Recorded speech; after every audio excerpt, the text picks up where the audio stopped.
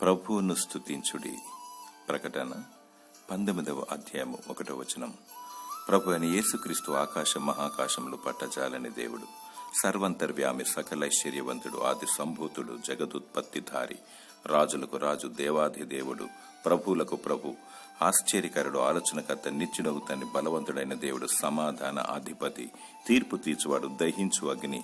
ఆయన పరిశుద్ధ దేవుడు, పరిశుద్ధుడు పరిశుద్ధుడు అని నిత్యము ప్రతినిత్యము దూతలచే కొనియాడబడుచున్న దేవదేవుడు, స్తోత్రార్హుడు, పూజార్హుడు, ఆరాధనకు యోగ్యుడు, పాపిని ప్రేమించి దేవుడి మానవ రూపము దాల్చి కలువరి శిలువలో రక్తం చిందించి ప్రాణమర్పించి చనిపోయి తిరిగి లేచిన మృత్యుంజయుడు, పునరుత్థానుడు, సజీవుడు, సత్యస్వరూపి, ప్రేమామయుడు, సమస్త ఘనత మహిమ ప్రభావములు దేవదేవునికి చెల్లునుగాక.